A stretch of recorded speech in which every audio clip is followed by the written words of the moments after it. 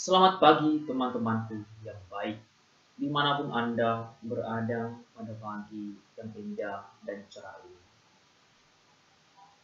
Pada pagi yang cerah ini, saya akan berbagi kepada Anda mengenai kisah seorang santa atau orang kudus dalam gereja Katolik, yaitu Santa Margaret dari Castello.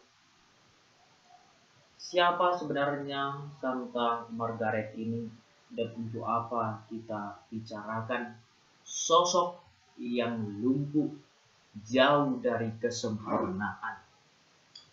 Tetapi setelah saya renungkan, ada kekayaan spiritual yang dialami, yang didapatkan oleh Santa Margaret ini.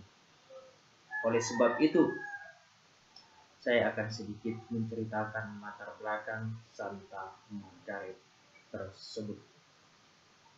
Santa Margaret lahir di Metola, Florence, Italia pada tahun 1287. Itulah tempat kelahirannya dan juga tahun kelahirannya. Margaret lahir dari keluarga bangsawan yang amat kaya. Tetapi Margaret dilahirkan dalam keadaan fisik yang jauh dari kesempurnaan, yaitu dia anak yang cacat, pincang, kerdil, dan buta. Maka orang tuanya tidak mengharapkan anak seperti Margaret dilahirkan. Karena apa? Karena orang tuanya adalah orang yang terpandang. Mereka ingin memiliki nilai estetik. Mereka ingin memiliki kesempurnaan. Tetapi hal itu tidak mereka alami karena kelahiran anak mereka yang cacat, yang jauh dari kesempurnaan, yaitu Margaret. Ketiga orang tua Margaret tidak menerima keadaan Margaret, yaitu anaknya yang cacat. Mereka gelisah, pikirannya gelisah dan hatinya memberontak. Mengapa hal ini terjadi kepada kami, yaitu keluarga bangsawan yang cukup terpandang dan juga kaya raya?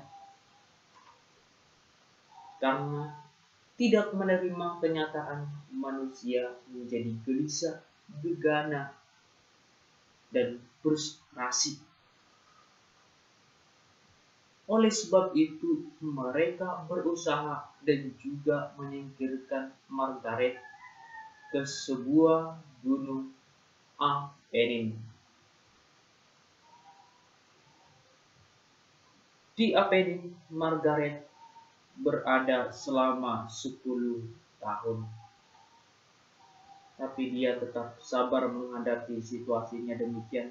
Meskipun dia berasal dari keluarga bangsawan yang cukup terpandang, tetapi dia diasingkan oleh orang tuanya yang lebih menghargai kekuasaan, otoritas daripada anak kandungnya sendiri. Seorang cacat, mereka malu melahirkan, memperanakkan orang cacat itu yang jauh dari kesempurnaan itu. Karena apa? Karena gengsi. Mereka hanya melihat segi dari duniawi, tidak melihat bahwa itu adalah pemberian dari Allah yang prasenden. Manusia hanya melihat sekitarnya, hanya melihat kekayaan dan terpandang dan kehormatan. Mereka tidak menyadari bahwa itu semua akan musnah sesuai dengan masa hidup mereka. Itu tidak kekal. Tapi orang tua Margaret ini, jika saya tafsirkan, pastilah mereka menyesal ketika masa tuanya, ya, karena tidak menerima kenyataan. Walaupun demikian, orang tuanya tetap berusaha agar Margaret ini juga dapat sembuh secara total lah ya.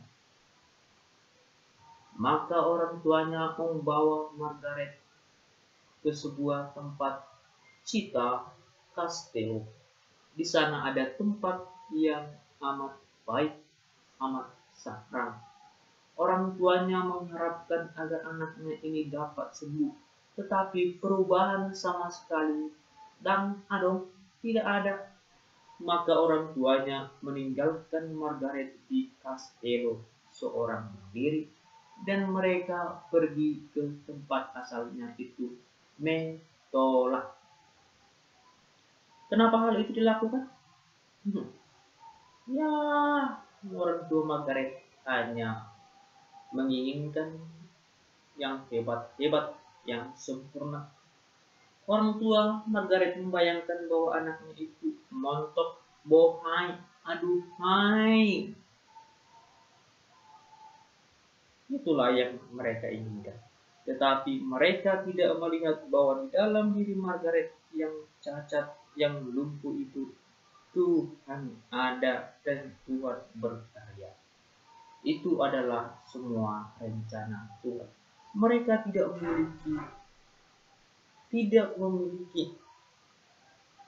melihat bahwa Tuhan ada di dalam diri mereka.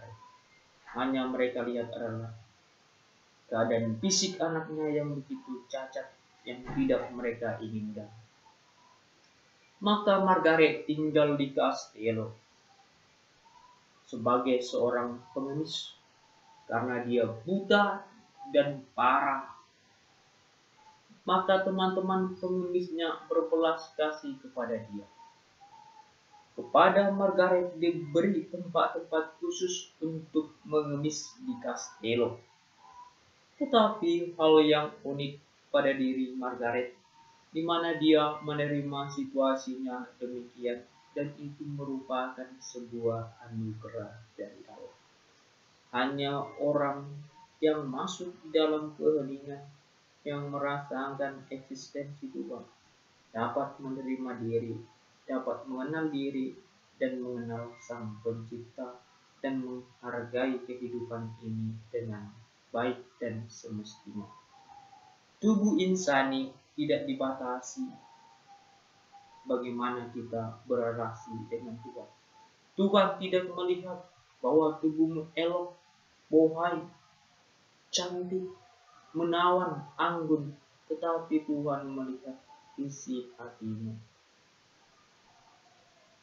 Teman-temanku yang baik, dimanapun Anda berada, Santa Margaret menerima keadaannya yang demikian, dan dia juga meneguhkan teman-teman seprofesi dia sebagai seorang pengusaha agar mereka dapat menerima diri.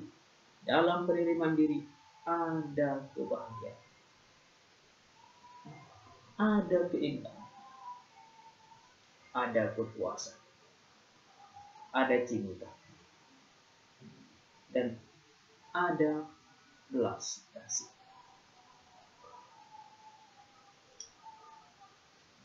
Margaret akhirnya pada usia dewasa dia memasuki ordo ketiga Santo Dominican. Dalam ordo ketiga Santo Dominican tersebut hanya seorang dirinya saja yang lajang. Semua anggota ordo sudah menikah. Memang itulah manusia ya. Menikah dulu kemudian ikuti Tuhan Allah. Ya. Tapi tidak apa. Itu merupakan semua rencana bahwa manusia yang mengikuti Tuhan tidak dibatasi dari segi fisik, tetapi terlebih dahulu adalah niat yang luhur dari hati, dari jiwa yang memancar dari seseorang tersebut untuk mengasihinya dan juga mengasihi sesama. Teman-temanku yang baik, dimanapun Anda berada, ketika Margaret memasuki ordo Santo Dominican yang ketiga, hidup rohaninya semakin mendalam, hidup rohaninya semakin membaik. Makanya dia sering mengunjungi narapidana dan juga orang-orang sakit. Ketika dia melakukan itu, dia tidak hanya berkunjung, tetapi dia juga mendoakan narapidana dan orang-orang sakit. Maka saat itu banyak terjadi mujizat, yaitu narapidana banyak bertobat, orang sakit banyak disembuhkan. Hal yang esensial juga,